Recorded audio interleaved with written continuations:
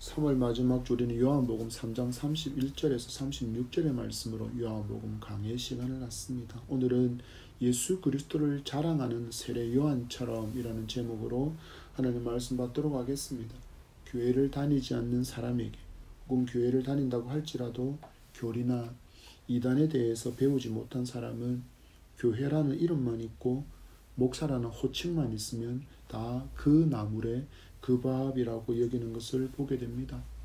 우리가 속담처럼 사용하는 그 나물에 그 밥이라는 말은 서로 격이 어울리는 것끼리 짝이 되었을 때 그런 경우를 표현할 때 쓰기도 하고, 혹은 서로 수준이 비슷하여 별로 다르지 않거나 혹은 기대 이하임을 표현할 때 사용하는 단어 표현이 바로 그 나물에 그 밥이라는 표현입니다. 그래서 많은 사람들은 간판에 교회가 들어가 있고 그 사람을 부르는 호칭에 목사가 붙으면 도매급으로 다 같은 교회고 다 같은 목사라고 취급하는 것입니다. 그래서 문제를 일으킨 집단이 이단이거나 사이비 단체를 할지라도 간판에 교회가 있으면 교회가 잘못한 것이고 호칭에 목사가 있으면 목사라고 매도되며 목사의 잘못이라고 그렇게 사람들은 말합니다. 코로나가 많은 사람들에게 심각하고 예민하게 받아들여졌을 때, 신천지가 한국 사회에 큰 문제를 일으켰을 때에도 사람들은 싸잡아서 교회라고 말했습니다. 그리고 교회 예배 모임 후에 코로나 환자가 발생했을 때도 사람들은 교회라고 말했습니다. 이 두 사건을 연계해서 생각해보면 교회는 코로나 방역을 방해하고 오히려 코로나를 확산시키는 매개체와 같은 역할을 한 것처럼 인식이 되어졌습니다. 그리고 그 여파는 여전히 남아 있습니다. 이제 좀 언론에서 잠잠하나 했더니 신천지가 다시 활개를 치고 있습니다. 그리고 전 세계적인 미디어 그룹인 넷플릭스에서 방영 중인 나는 신이다, 신이 배신한 사람들이라는 이 매체를 통해서 성적인 학대와 추행, 폭행을 일삼은 JMS 단체와 그리고 JMS 단체와 다른 이단 그리고 사이비가 얼마나 사회에 심각한 문제를 일으키는 집단인지를 고발한 프로그램이 나온 후에 교회에 쏠리는 시선이 더 날카로워지고 있는 것을 느끼게 됩니다. 예수 그리스도의 오심으로 시작된 기독교의 역사에는 언제나 기독교처럼 보이게끔 하고는 거짓된 교리로 사람들을 미혹하고 현혹했던 이단이 등장했습니다. 그리고 이단이 등장할 때면 이들의 거짓된 가르침을 바르게 분별할 수 있도록 그것을 돕기 위해서 많은 교리, 공부, 교재 또한 발간되기도 했습니다.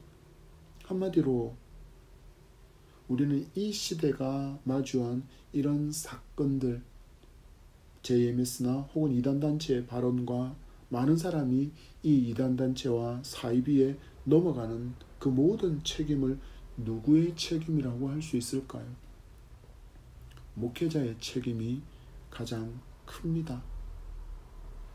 성장과 성공의 목회를 외치며 숫자 불리기에 집중했고, 교회 건물 크기와 그 모여든 사람들의 숫자로 목회의 성공을 가늠하고자 했던 어리석은 목회 철학이 정작 목회자로서 해야 할 가장 큰 것을 놓치게 만들지 않았나 하는 마음에 회개합니다.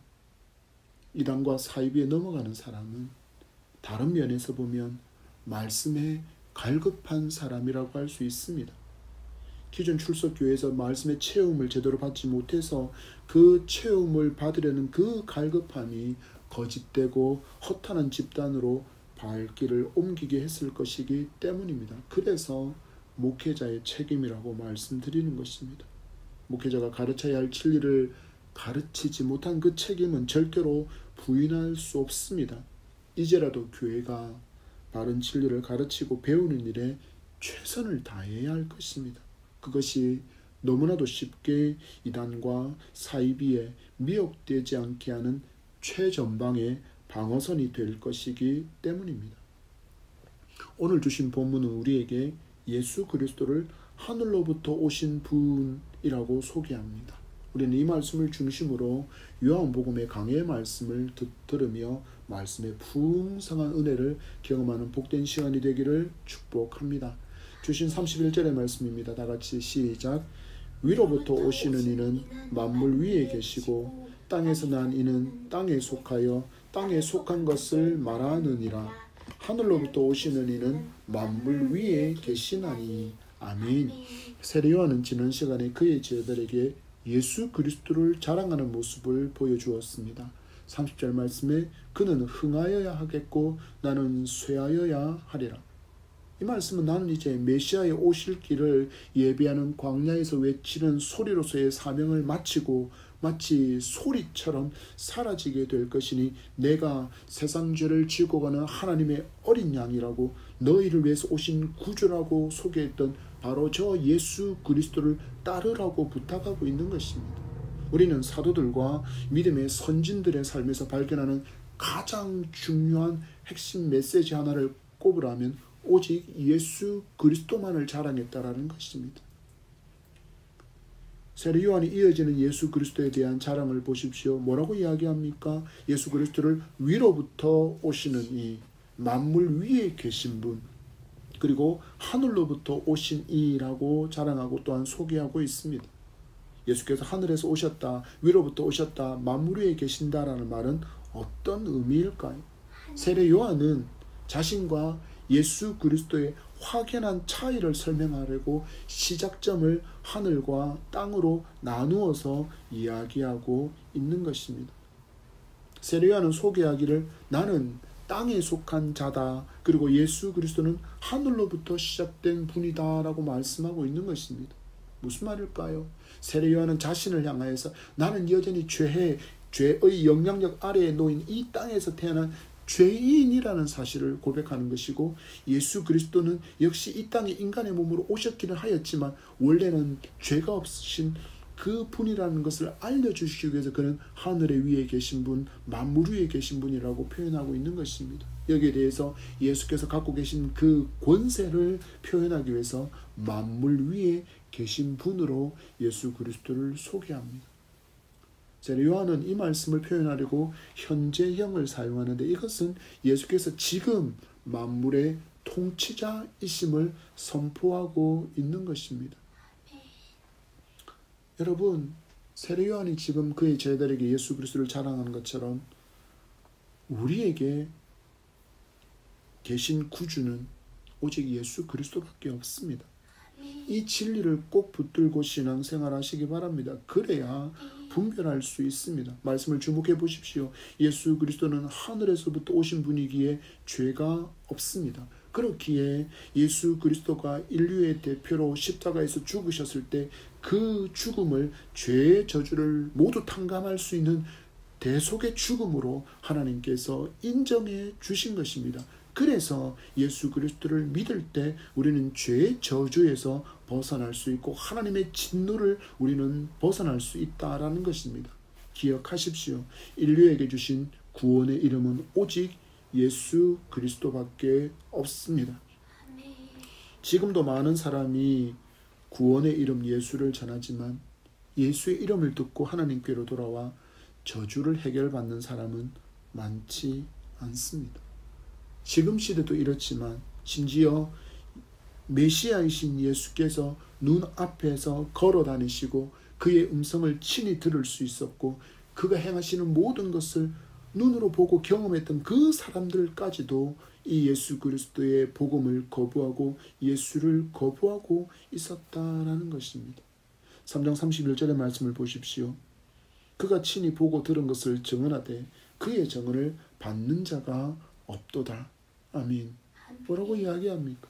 세례 요한의 제자들은 예수께로 세례를 받으려고 몰려가는 사람들을 보면서 시기의 마음이 생겼습니다. 그리고는 그의 스승인 세례 요한에게 찾아와서 스승, 당신의 사람들, 당신에게 몰려와서 당신에게 환호하던 사람들이 저 예수에게로 몰려갑니다. 당신의 사람을 예수가 빼앗고 있습니다라고 그렇게 모함하지만 세례 요한은 그 말 앞에 오히려 더 담담하게 예수 그리스도가 메시아라는 이 진리만을 더 강하게 선포합니다.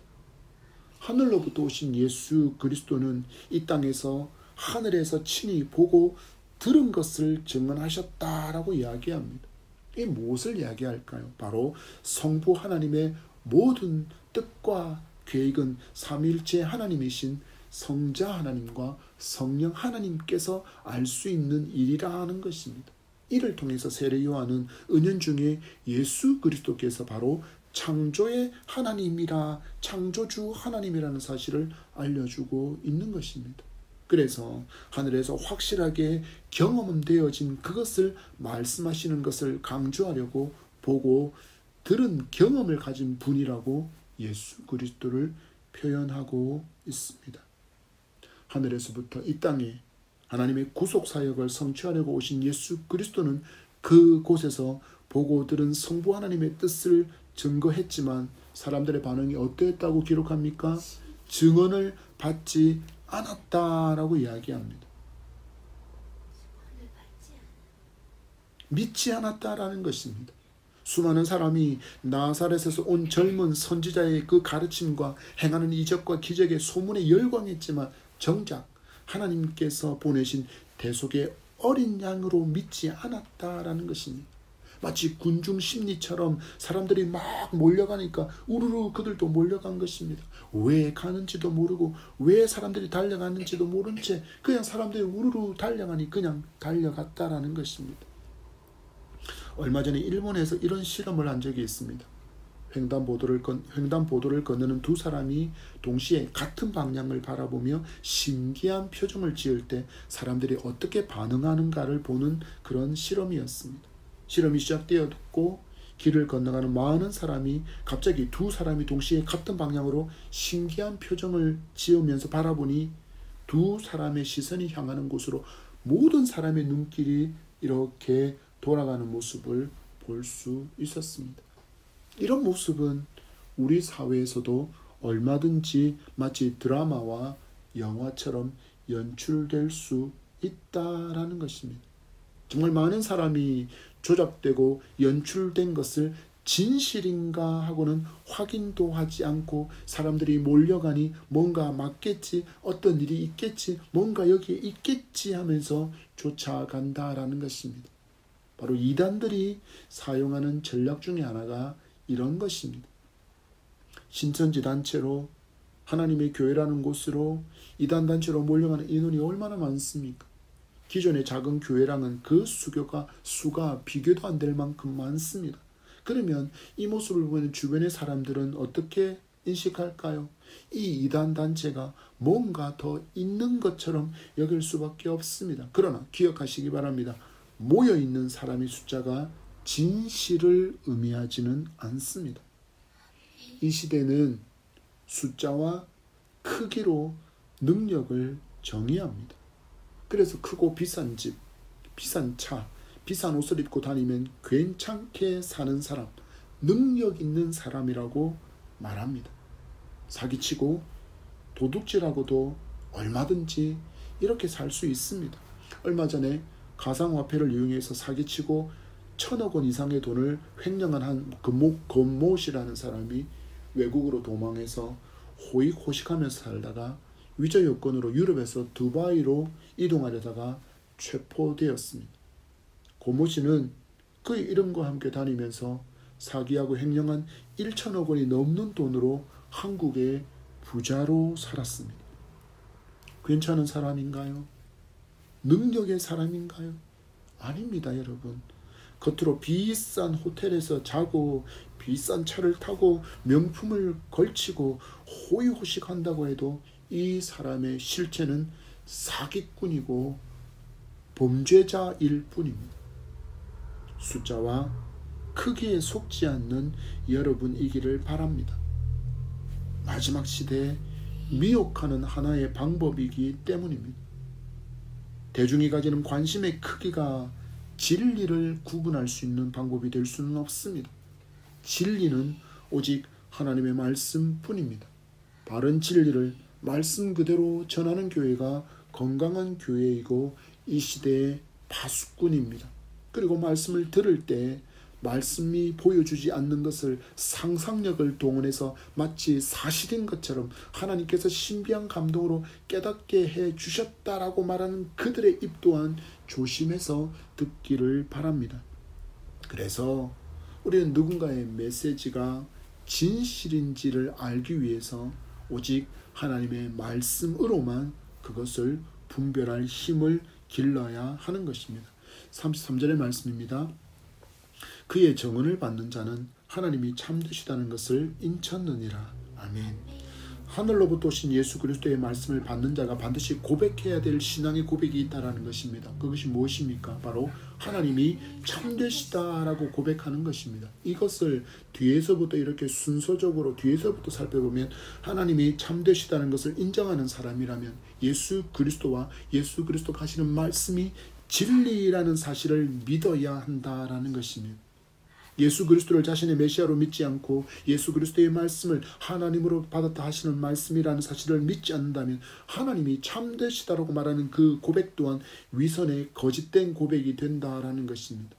수많은 사람이 예수 곁으로 몰려가서 하나님이 참되십니다라고 말을 했지만 그들은 예수 그리스도를 하나님께서 보내신 하나님의 어린 양으로 하나님의 메시아로 믿지 않았습니다. 결국 그들의 신앙은 어떤 신앙이 되는 것입니까? 바로 거짓의 신앙이 되는 것입니다. 왜냐하면 이미 구약의 말씀을 통해서 약속대로 보내신 메시아를 그들이 영접하지 않고 그 말씀을 믿지 않았기 때문입니다. 34절의 말씀입니다. 다 같이 시작. 하나님이 보내시는 이는 하나님의 말씀을 하나니 이는 하나님이 성령을 한량없이 주심이니라. 아멘. 유대인들은 생각하기를 예언자는 성부 하나님으로부터 어느 정도의 양의 성령을 받는다.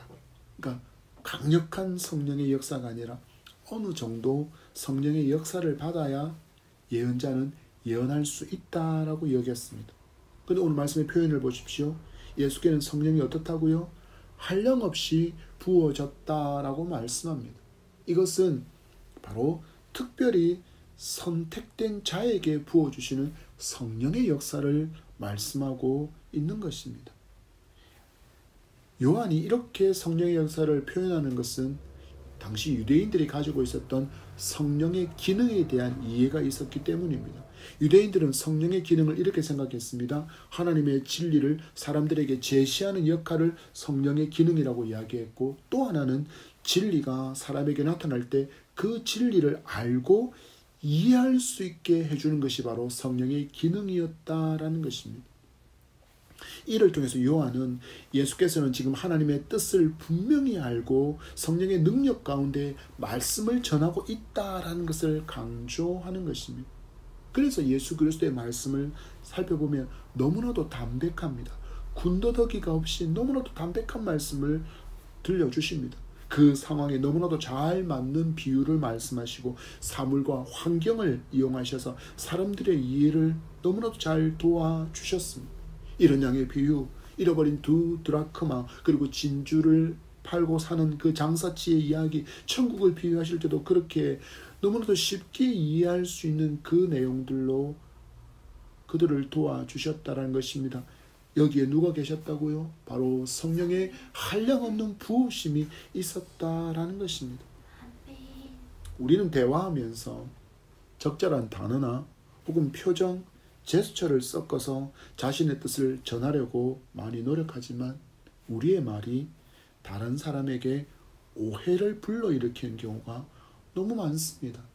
대표적인 그 이유를 들어보자면 사용하는 단어와 표현에 대한 정확한 이해가 없이 사용할 때가 있기 때문입니다. 듣는 사람이 듣는 귀가 있어서 내가 개떡같이 말해도 찰떡같이 알아들으면 문제가 없겠지만 대부분의 사람들은 내가 개떡같이 말하면 개떡같이 듣습니다. 그리고 더 심한 경우에는 뭔 말인지 전혀 감도 잡지 못하고 알지 못해서 오해가 일어나는 경우가 너무 많습니다. 우리의 일반적인 대화에서도 이처럼 말과 단어에 대한 그 표현이 이해가 필요하다면 진리의 말씀인 복음을 전할 때는 더욱더 그렇습니다. 단어와 이 표현에 정말 주의하지 않으면 듣는 많은 교인이 오해할 수 있기 때문이고, 또 이 오해가 심각한 경우에는 이단에게 빠뜨리는 도화선도 될 수 있다라는 것입니다. 정말 이해가 안 되는데 우리 목사님은 이 정도로만 설명하네? 너무 답답한데 이 말씀의 뜻이 뭐지? 하고 너무나도 궁금해하고 답답해하는 바로 그때 마침 이단에 속한 사람이 찾아와서 무료 성경 공부를 소개하고 초대하면 그 말씀에 대한 갈급함에 따라가서 들어봅니다. 막상 가서 들어보니 자기 목사와 달리 너무 시원하게 내가 궁금했고 답답했던 부분을 긁어주는 것 같습니다. 여러분 기억하십시오. 목회자가 말씀의 전문가이기는 하지만 모든 말씀을 전부 완벽하게 이해해서 단번에 모든 것을 설명해 주지 못하는 경우가 분명히 있습니다. 어찌해야 합니까? 그때는 서로 같이 알아가야 합니다. 설교를 들은 후에라도 아니면 주중에라도 목사님께 다가가서 말씀하십시오. 지난주에 설교하신 이 부분이 이해가 잘 안 됩니다. 좀 더 쉽게 자세히 가르쳐 주세요라고 부탁하시기 바랍니다. 그러면 목회자도 더 연구하게 되고 성도 또한 연구되어진 이해되어진 말씀을 잘 설명 듣고 나도 그 말씀을 알아들을 수 있게 되고, 이렇게 되면 서로가 성장할 수 있는 길이 열리게 되는 것입니다. 그래서 여러분에게 상담의 이메일도 열어두는 것입니다. 베드로는 가르치는 자리에 서게 될 모든 사람에게 가르침의 태도에 대해서 이렇게 권면하고 있습니다. 베드로전서 3장 15절 말씀에 너희 마음에 그리스도를 주로 삼아 거룩하게 하고 너희 속에 있는 소망에 관한 이유를 묻는 자에게는 대답할 것을 항상 준비하되 온유와 두려움으로 하라고 권면합니다. 베드로는 성도가 믿음을 가진 그 이유 하나로 세상 사람들한테 고난을 받으면서도 소망을 잃지 않는 모습을 보여줄 때 많은 사람은 신기해하며 이 소망을 잃지 않는 이 상황은 소망을 잃지 않을 수 없는 상황인데 원망하고 불평하고 저주할 수밖에 없는 그런 상황인데도 불구하고 소망을 잃지 않는 우리의 모습을 보고 우리에게 물어올 것이라는 것입니다. 그때를 대비해서 대답할 것을 항상 준비할 때 온유와 두려움으로 하라고 베드로는 권면합니다.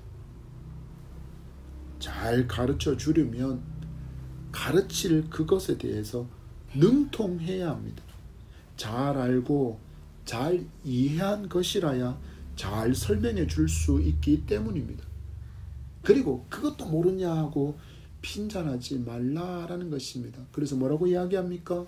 온유로 하라고 권면하고 있는 것입니다. 그리고 내가 전하는 것이 잘못된 정보가 되어서 그를 실족시키지 않도록 그 준비하고 가르치는 모든 것을 두려운 마음으로 하라고 권면하고 있음을 기억하시기 바랍니다. 예수 그리스도께서 보여주신 모범에 따라 다른 사람에게 복음을 전하고 진리를 가르치는 목회자와 성도는 언제나 말씀을 가까이 하는 일을 소홀히 하면 안 되는 이유가 바로 여기에 있습니다. 시편 119편 11절의 말씀에 내가 주께 범죄하지 아니하려 하여 주의 말씀을 내 마음에 두었나이다. 또한 본장 97절 말씀에는 내가 주의 법을 어찌 그리 사랑하는지요 내가 그것을 종일 작은 소리로 읊조리나이다 라고 고백합니다. 말씀을 사모하고 말씀을 가슴에 새기는 일이 우리에게 반드시 필요하다라는 것입니다.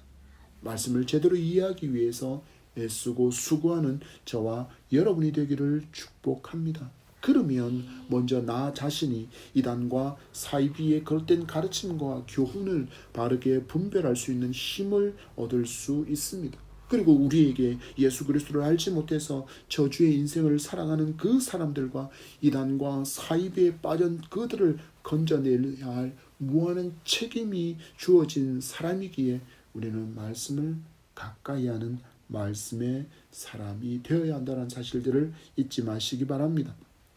35절의 말씀입니다. 다 같이 시작.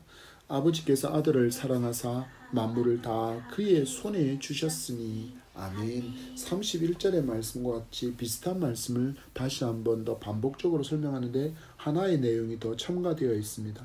아버지께서 사랑하시는 아들. 세례 요한은 예수께서 이 땅에 오신 하나님의 아들이심을 증언하고 있습니다. 우리에게 오신 예수 그리스도는 참 인간이시지만 참 하나님이라는 사실을 알려주고 있는 것입니다.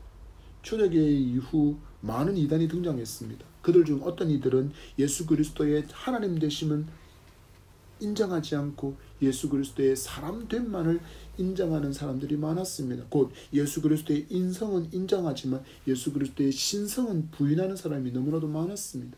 하나님은 세례 요한을 통해서 거짓된 가르침에 빠지지 않도록 바른 진리로 무장할 수 있도록 미리 말씀으로 이렇게 진리를 우리에게 가르쳐 주고 계신 것입니다. 하나님 아버지께서 사랑하시는 아들 예수 그리스도, 하나님께서 모든 만물을 아들의 손에 주셨다라고 말씀합니다. 하나님을 믿습니다라고 말하면서 예수 그리스도를 믿지 않고 말씀을 믿지 않는다면 결국 우리는 말씀 자체를 믿지 않는 것입니다. 여기에 대해서 하나님의 말씀을 받을 때도 우리에게 취사 선택해서 이 말씀은 받고 이 말씀은 버리라고 말씀하신 적이 단 한 번도 없습니다. 이 말씀은 내게 유익을 말하고 축복을 약속하는 말씀이기에 취할 말씀이고, 이건 내게 경고와 저주, 멸망과 실패, 죽음과 지옥을 말하고 있기에 버릴 말씀이라고 할 수 있는 말씀은 단 하나도 없다라는 것입니다. 모든 말씀을 아멘으로 받고 즐겁게 순종하여 성령의 열매가 가득한 여러분의 삶이 되기를 축복합니다. 이단과 사이비의 가르침을 연구 차원에서 들어보고 공부해보면 얼마나 머리를 잘 썼는지 알 수 있습니다. 창세기에서 요한계시록까지 자기들이 필요한 구절만 어쩜 그렇게 잘 연결해뒀는지 이 가르침을 따르면 이 구절들만 연결해서 따라가 보면 그들의 교주가 재림 메시아로 둔갑할 수 있습니다.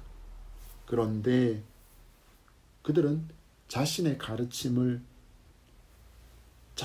가르침이 거짓이라는 것을 지적하는 말씀은 알려주지 않습니다. 그들은 말씀을 자신들의 입맛에 맞게 짜깁기 하고 있을 뿐입니다. 그러나 성경이 우리에게 무엇을 말씀하시는지 그 교훈을 들어보시기 바랍니다. 디모데후서 3장 15절에서 17절의 말씀입니다. 또 어려서부터 성경을 알았나니 성경은 능히 너로 하여금 그리스도 예수 안에 있는 믿음으로 말미암아 구원에 이르는 지혜가 있게 하느니라. 모든 성경은 하나님의 감동으로 된 것으로 교훈과 책망과 바르게 함과 의로 교육하기에 유익하니 이는 하나님의 사람으로 온전하게 하며 모든 선한 일을 행할 능력을 갖추게 하려 함이니라. 아멘. 교훈과 책망으로 그릇된 길로 가는 그 발걸음을 멈춰 세우는 게 말씀이라는 것입니다. 그래서 말씀이 때로는 아프기도 하고 또한 받아들일 때 너무너무 힘들 때가 있습니다. 그러나 이 말씀은 결국 우리를 하나님의 사람으로 온전하게 하고 모든 선한 일을 행할 능력을 갖출 수 있도록 훈련하고 있다는 것을 성도는 잊지 말아야 합니다. 눈에 보이진 않지만 우리는 지금 치열한 영적 전쟁에 부름을 받은 하나님의 군사이기 때문입니다. 어떻게 해야 합니까? 잘 훈련되어야 합니다. 훈련이 미비하면 실전에서 전혀 반응이 나오지 않습니다. 거의 습관처럼 본능처럼 반응해야 살아남을 수 있는 장소가 바로 전쟁터이기 때문입니다. 여러분 지금 있는 우크라이나의 전쟁을 보십시오. 러시아는 전쟁에 임할 군인들의 숫자가 점점 부족해지자 감옥에 죄수들을 끌고 와서 제대로 된 훈련도 없이 전쟁에 투입해버렸습니다. 어떤 일이 일어났을까요? 참담한 패배와 처참한 죽음을 맞이하고 있습니다. 제대로 된 훈련이 없으면 실전에서 좌왕할 수밖에 없기 때문입니다. 우리도 마찬가지입니다. 말씀으로 잘 훈련되지 않으면 공격도 제대로 해보지 못하고 적의 공격에 부상을 당합니다. 잘 훈련되어 말씀으로 승리하는 우리가 되기를 축복합니다. 합니다. 36절의 말씀입니다. 다 같이 시작. 아들을 믿는 자에게는 영생이 있고 아들에게 순종하지 아니하는 자는 영생을 보지 못하고 도리어 하나님의 진노가 그 위에 머물러 있느니라. 아멘. 아들이 없는 사람에게 있는 것이 무엇이라고 이야기합니까? 영생이 없답니다. 죄의 저주만이, 죄를 향한 하나님의 진노만이 있다라고 이야기합니다. 여러분, 예수 그리스도가 아니라 이단의 교주를 믿으면, 마리아를 믿으면, 알라와 부처와 힌두와 수많은 신을 믿으면, 한국의 무속신앙과 토템과 샤먼을 믿으면 저주에서, 하나님의 진노에서 결코 벗어나지 못합니다. 거짓된 신을 믿으면서 가게 될 곳이라고는 꿈꾸고 기대하는 천국이 아니라 지옥밖에 없습니다. 그 길에서 돌아서십시오. 당신의 아들 예수 그리스도를 죽이시고 모든 죄값을 담당케 하신 하나님의 품으로 돌아오십시오. 돌아오는 길은 하나입니다. 하나님이 사랑하시는 아들 예수 그리스도를 나의 구주로 믿는 것입니다. 사도행전 16장 31절 말씀은 이르되 주 예수를 믿어라 그리하면 너와 내 집이 구원을 받으리라 말씀하셨습니다. 여전히 교회는 다니고 있지만 이제 복음 없이 다니고 있던 그 발걸음을 멈추시기 바랍니다. 예수 그리스도를 믿는 믿음이 없는 채로 교회를 다니는 그 발걸음을 이제는 멈추시기 바랍니다. 이제 복음 앞에, 이 말씀 앞에 마음의 문을 열고 예수 그리스도를 여러분의 구주로, 나의 구주로 모셔드리기를 바랍니다. 그래야만 저주가 끊어집니다. 말씀을 주의해서 보십시오. 아들에게 순종하지 않는 자는 영생을 보지 못하고 하나님의 진노가 여전히 그 위에 머물러 있다고 말씀합니다. 세례 요한은 광야에서 외치는 자의 사명을 살다가 쇠하게 될 것을 앞두고 제자들에게 예수 그리스도를 자랑하고 소개합니다. 그러나 미련한 인생은 이처럼 놀라운 사랑에 담긴 메시지를 들으면서도 그것을 거부합니다. 눈앞에 약속의 메시아가 하나님의 말씀을 전하고 행하시는 생명의 역사를 보면서도 거부합니다. 그러면 망합니다. 이건 대학 시험에 낙방하고 사업에 실패하고 연애와 결혼에 실패해서 겪는 그 아픔과 그 고통하고는 비교가 되지 않는 것입니다. 영원히 망하는 인생, 지옥 백성이 되는 것이기 때문입니다. 지금 그 자리에서 돌아서서 예수 그리스도를 믿고 하나님의 품으로 돌아와 구원의 선물을 받으시기 바랍니다. 말씀을 맺습니다. 하나님의 말씀을 듣고 믿음으로 구원을 받는 것은 인생에 있어서 최고의 복입니다. 다른 어떤 것과도 비교할 수 없습니다. 세례 요한은 이 복을 자기 제자들에게 알려주고 있고 하나님은 세례 요한과 말씀을 기록한 사도 요한을 통해서 지금 우리에게 말씀하고 있습니다. 지금 내게 주시는 하나님의 음성으로 듣고 우리 모두가 예수 그리스도를 나의 구주로 영접하는 축복이 함께하기를 간절히 소망합니다. 미혹의 영이 강력하게 역사하는 시대입니다. 마귀가 사용하는 이단과 사이비는 우리 주변에 가득히 넘쳐나고 있습니다. 우리 함께 말씀을 잘 알아갑시다. 말씀을 날마다 가까이 하며 살아갑시다. 말씀을 알면 내가 구원을 선물로 받았다는 이것이 얼마나 위대한 일인지 그 무엇과도 비교할 수 없는 참된 복인지를 알 수 있습니다. 이 진리를 바로 알아야 우리는 세상의 것의 결핍으로 인해서 나 자신을 하등 인간으로 여기지 않습니다. 온 우주의 창조주 하나님께서 나를 존귀한 자라 부르시고 나를 사랑하는 자녀라고 부르는 사람이 바로 성도임을 믿으시기 바랍니다. 이 귀한 생명의 복음을 굳게 붙들고 알지 못해서 여전히 죄의 저주와 하나님의 진노 아래에서 신음하며 살아가는 이들에게 구원의 이름, 승리하신 그 이름 예수 그리스도를 힘껏 자랑합시다. 온유와 두려움으로 복음을 잘 전하고 진리를 잘 가르쳐주는 저와 여러분의 삶이 되기를 축복합니다. 이 놀라운 복음을 먼저 받은 자로 복음의 기쁨을 누리며 살아가는 한 주간의 삶이 되기를 축복합니다.